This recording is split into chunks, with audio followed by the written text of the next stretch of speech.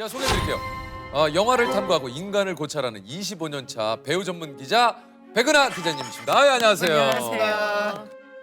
배우를 연구하고 또 배우에 대한 책을 쓰고 있는 백은하입니다. 야, 백은하 기자님에 대해서 좀 소개를 드리자면 1999년 영화 주간지 시내 20일에서 기자를 시작을 하셨고요. 편집장으로 매거진 티, 테나시아 연이어 창간한 후에 그러다 돌연 영국으로 떠나서 런던 대학교에서 배우 연구에 관한 석사 학위를 받고 돌아와서 자신의 이름을 건 배우 연구소를 설립을 합니다. 부산국제영화제, 백상예술대상 등 유세 영화제 심사위원으로 참가하는 25년 차 영화 전문 배우 전문 기자님이시다. 아이고, 감사합니다. 이력이 진짜 화려하시네요. 이렇게 듣고 보니까 되게 그렇게 네. 들리네요. 네. 원래 어린 시절부터 좀 기자가 꿈이셨습니까? 어떻습니까? 기자가 꿈이었다기보다는 저는 TV나 영화에서 나오는 배우들을 진짜 좋아했었어요. 그래서 맨날 팬레터 쓰고 아, 그래요? 누구를 누구한테 좋아했어요? 팬레터를 쓰셨어요? 제 김혜수 언니한테 팬레터를 많이 썼었는데 시네21이라는 잡지가 저도 대학교 때 그냥 항상 목요일 정도면 목요일 금요일 정도면 지하철 가판대에 가서 맞아요. 사서 읽고 그리고 이걸 읽어야 뭔가 지적인 대학생이 되는 것 같은 그런 느낌 같은 게 있었었던 그런 시기였었죠. 그래서 이 잡지에서 일하고 싶다. 너 이 잡지에서 일한다면 얼마나 좋을까 이러다가 이제 공채 시험이 딱 나와가지고 시험을 보고 이렇게 들어가게 됐었던.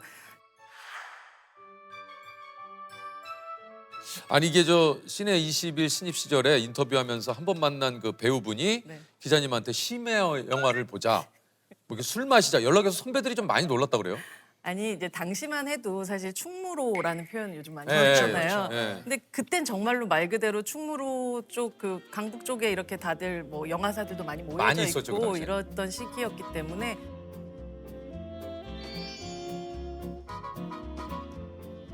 어떻게 보면 그분들이 모여 있는 공간들이 되게 많았었어요. 그러면 이제 뭐 백은하 너도 알아 그렇게 해서 그냥 가기도 하고. 그러니까 그런 게 또 쉽지가 않은데 신입 기자신데도 불구하고. 그렇죠. 그러니까 선배 기자님들 입장에서는 굉장히 좀 놀랐던 거죠. 네, 뭘 그렇게 어딜 가는 거야? 아니 뭘 이렇게 아니 갑자기 그 배우하고 어떻게 이렇게 친해졌지? 네. 막 이런 느낌. 근데 저는 항상 인터뷰를 가장 사적인 만남을 가장한 공적인 만남이라고 생각하거든요. 이 사람을 예술가로서 존경할 수 있는 적절한 거리를 항상 유지하는 동시에 그렇다고 그들이 나에게 무언가를 닿지 않을 만큼의 어떤 신뢰들을 그런 믿음, 신뢰. 네. 그게 쌓기가 어렵다고요. 그쵸 그쵸. 근데 그런데도 불구하고 신입 기자신데도 불구하고 그런 자리에 자꾸 저 백은하 기자님 같이 하시죠.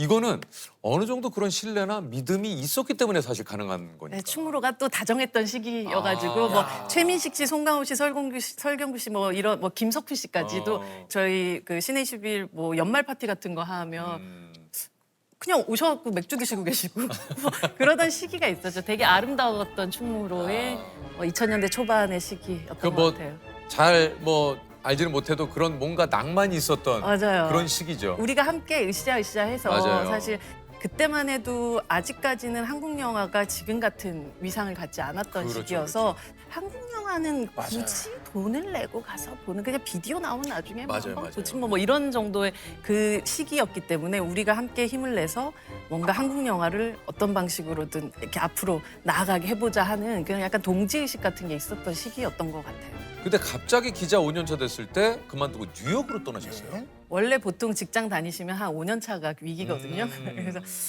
내가 이거 계속 해도 되나? 그때가 이제 29, 30 이렇게 넘어가던 그 시기니까 그때 시기를 생각하면 내가 어떤 글을 썼는지는 기억이 나는데 제가 어떤 삶을 살았는지가 기억이 안 날 정도로 막 정말 바쁘게 살았었던 5년이었던 것 같아요. 그래서 어딘가를 가서 한 1년 정도 살아보고 싶다 했을 때 제가 어렸을 때 30 정도에서는 사람이 인간이 태어나면 뉴욕 같은 데 한번 가서 살아보고 한 40대는 유럽 같은 데 가서 한번 살아보고 그러니까 이런 막연한 생각을 20대 때 한 적이 있었는데 근데 나는 뭐 돈도 별로 없고 이렇게 뭔가 이렇게 벌어놓은 것도 있는 것도 아니고 그래서 그냥 가보자. 무작정 가신 거예요. 네, I want to be a part of it.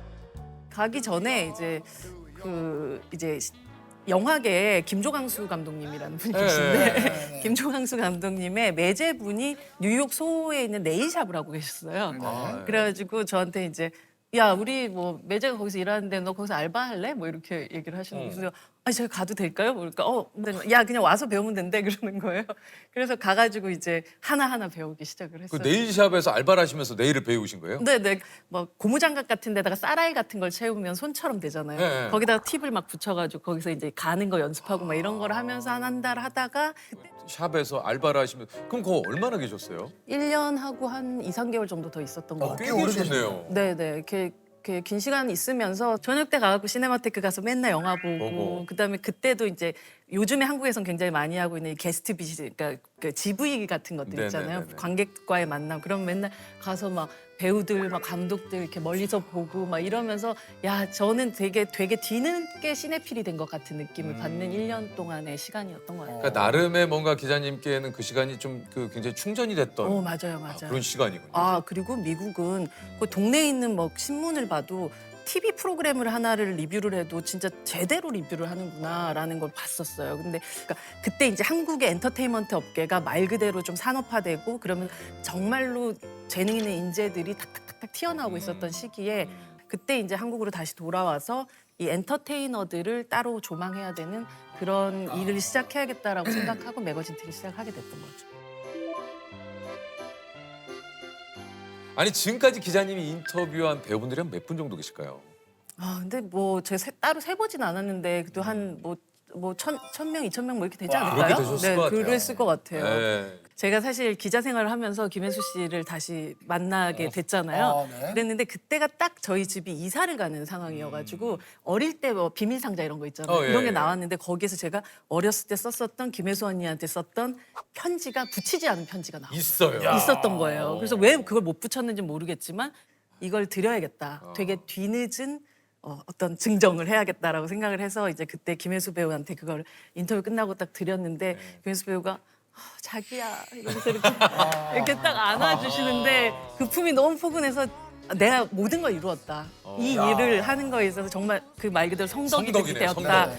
역시 우리 저희에게 자기를 선물해 주신 누나는 네. 모르시지만 네. 자기야. 자기야. 누나한테 자기야를 자기야. 들어야 돼요.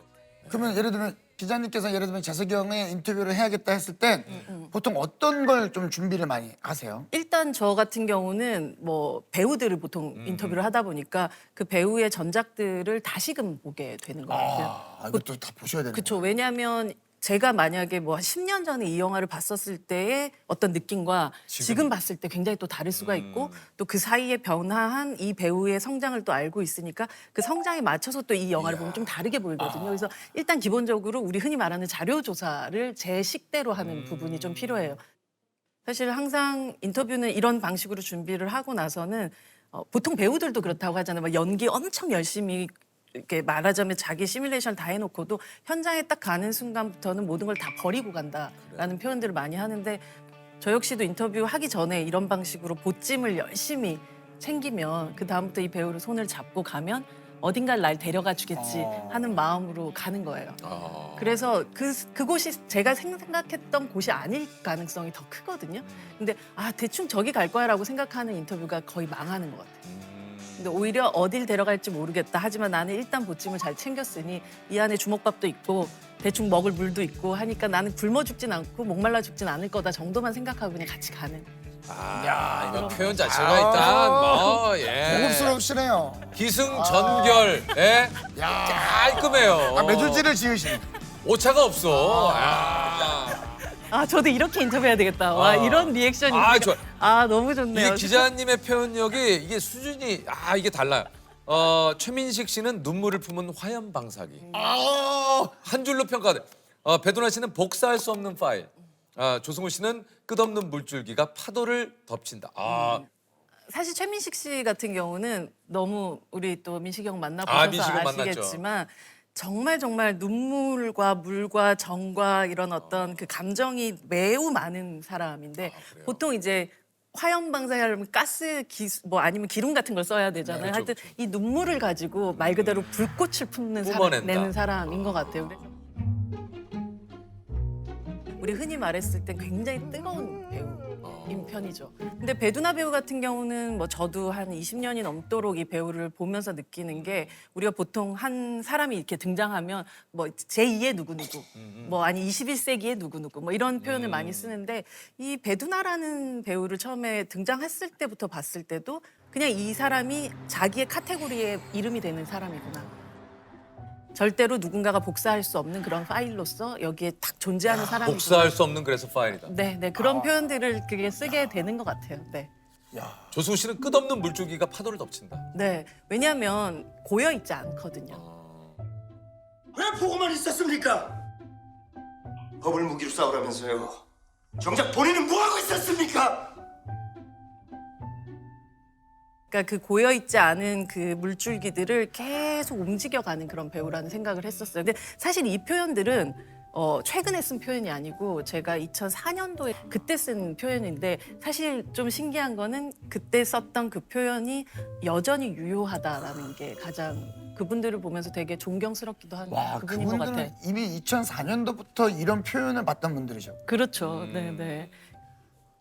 아니 이게 이제 수많은 배우분들을 또 인터뷰를 하고 준비를 또 철저히 하십니다만 이게 좀 인터뷰를 하다 보면 진땀 나는 상황도 있어요.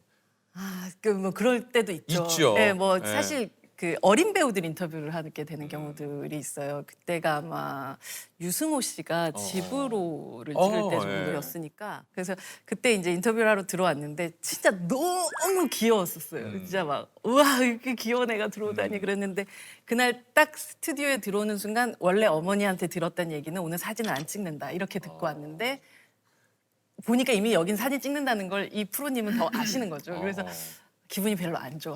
그래서 대답을 안 하고 이렇게 앉아서 한마디 뿔이 나 있어. 뿔이 나서 어. 이러고 앉아 있는 거예요. 그래서 제가 앞에서 막 얘기하고 앞에서 막 거의 무슨 백일 잔치 할 때 그런 행사하는 그런 사람 같은 그런 마음으로 막 하는데 그냥 눈으로 있다가 나중에 이제 무슨 사탕 같은 걸 막 이렇게 좀 주더라고요. 그러면서 이제 그걸 깨물어 먹으니까 녹여 먹어야 맛있는데라면서 갑자기 말을 그때부터 하기 시작하면서 자기 오늘 학교에서 무슨 일이 있어가지고 오늘 기분이 좀 안 좋았다 뭐 이런 얘기를 하면서 이렇게 씩 웃는데 아 내가 저 웃음을 보려고 이 시간을 기다렸구나라고 생각될 정도로 너무 귀여워서 정말 그 사진 보시면 와 얘는 어디 주머니에 넣고 다니고 싶다 싶을 그러니까. 정도로 너무 귀여웠었던 것 같아요. 그리고 또 진지 씨도 빵꾸똥꾸 때 제가 만났었거든요. 근데 그 빵꾸똥꾸 때 인터뷰를 하는데 무슨 인터뷰를 너무 설경구 씨처럼 하는 거예요. 그래서 무슨 얘기를 하면 뭐 그 시트콤 연기와 어떤 그냥 보통 연기의 차이는 시트콤 연기는 약간 1.5배 정도 빠른 속도로 말을 해야 되거든요. 뭐 이런 얘기를 막 하고 있었어요. 근데 야, 재밌다. 어머니께서 귀에서 근데 기자님 30분 안에 끝내셔야 될 거예요. 그래서 왜요? 그러니까 30분이 지나면 애가 주의력이 확 떨어진다는 거예요. 그러니까 어린이는 그럴 수 어린인 있죠. 거예요. 아직은. 어쩔 수 없죠. 네. 그거는 네. 아 그러나 그 30분 동안 그분이 보여주신 어떤 인터뷰의 내용은 정말 놀라웠었어요. 아 정말. 아 왠지 모르게 또 진지 씨는 그런 느낌일 것 같아요. 아, 예, 네네. 또랑또랑하잖아요. 사실 이걸 배우들이 나이 드는 걸 옆에서 지켜보는 거, 성장하는 걸 지켜보는 것도 이 직업의 정말로 큰 묘미라고 저는 생각하게 됐던 거죠. 어쨌든 이게 이제 기자님이 또 이제 영국 유학을 또 와, 가셨는데 영국에도요. 런던 대학교에서 배우학 논문으로 석사 학위를 받았고요. 2018년에 백나 배우 연구소를 열었는데 이게 또 백나 배우 연구소는 이게 또 어떤 곳입니까? 이제 말 그대로 아 여긴 나는 선언을 하는 느낌이었던 거죠. 나는 이제부터 배우를 연구하겠습니다라고 선언을 하고 그때부터 한 권 한 권 배우에 대해서 책을 써내려가기 시작을 했던 것 같아요. 이게 아까도 좀 그 백은하 기자님이 얘기를 하셨는데 이제 배우분들의 이런 거 이 서책이 하나 나오려면 작품을 다 보시고 그리고 그렇죠. 같이 일하는 주변 분들 수십 명을 다 인터뷰를 다 하시고 맞아요. 오죽하면 이병헌 씨가 기자님을 보고 BH 형이 엄마보다 나를 더 잘 아는 사람. 그러겠네.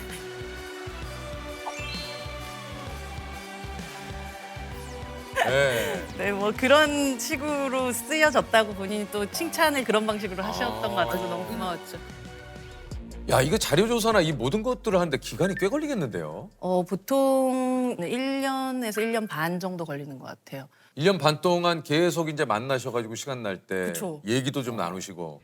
근데 배우들은 사실 어떤 사람의 인생을 30번, 40번 50개의 인생을 사는 거예요. 60번.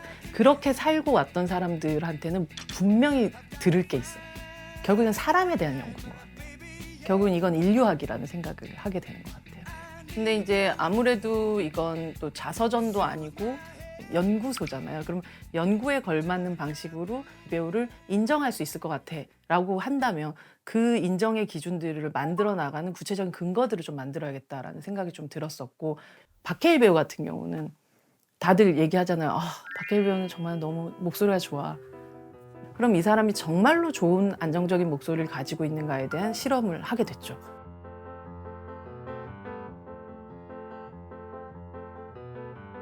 그러니까 아주 근거 있게 그 아름다움을 얘기해 줄 수 있는 사람이 되고 싶어요.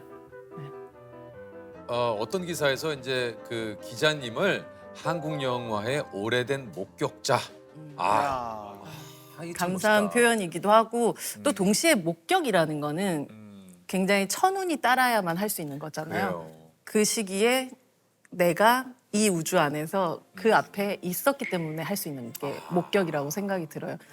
뭐 모든 순간들이 그렇지만 20년 전에 이제 2004년도, 3년도가 사실 한국 영화의 르네상스라고 그렇죠. 얘기하는 네. 그런 시기였었던 것 같아요. 그 한 해에 살인의 추억이 나오고 뭐 장화홍련이 나오고 지구를 지켜라가 나오고 뭐 올드보이가 나오고 막 네. 이런 어떤 한국 영화가 말 그대로 펄떡펄떡 뛰었던 어떤 시기였고, 그 영화 속에 나왔었던 배우들도 그러했었던 시기를 지나서 점점점 그 배우들이 변모하고, 예를 들어 송강호 배우 같은 경우는 저는 거의 뭐 2000년대부터 이제 그분을 계속 쭉 만나 왔었으니까 네. 약간 제가 키운 자식처럼 저보다 나이 많은 내 자식 같은 그런 느낌으로 그래서 막 이렇게 그럴 것 눈물이 나더라고요. 그래서 이 순간은 정말 역사적이고 다시는 이렇게 반복될 수 없는 어떤 시간을 내가 함께 있구나 이 시간 속에. 그래서 되게 많은 생각을 하게 됐었던 그런 시간이었었던 것 같아요. 참 보면 예전과 비교해서 정말 우리 한국 영화가 위상이 달라졌다는 걸 정말 체감하실 것 같아요. 그렇죠. 그죠? 사실 뭐 K 컬처 자체가 그렇죠. 근데 정말 어떤 변화들이 일어나게 될지를 우리가 상상할 수 없는 미래들이 계속 펼쳐지고 있는 것 같아요. 그래서 여기서 중요한 거는 장수해야 한다. 오래오래 살아서 이 모든 걸 다 봐야 된다. 최근에 이제 극장들을 보면 뭐 많은 뭐 팬데믹도 있었지만 극장에서 실제로 영화들을 보는 관객들이 줄어들고 편수가 줄어들고 뭐 이런 것들을 보면서 조금 혹시 우리가 이미 축포를 터트린 건가? 너무 우리가 가장 아름다운 시절이 끝난 건가? 뭐 이런 걱정도 한편으로는 들기는 하는데, 한국 영화가 지금은 또 새로운 어떻게 보면 OTT라든지 뭐 이런 어떤 시리즈들하고 재미있게 결합하고 있는 어떤 시기라고 생각이 들거든요. 송강호 배우가 OTT 드라마를 찍는 어떤 시대, 새로운 시대잖아요. 이런 시대가 앞으로 이게 어떻게 될 것인가에 대한 뭐랄까 걱정이라기보다 약간 좀 기대와 걱정 반반을 가지고 있는 것 같아요. 네.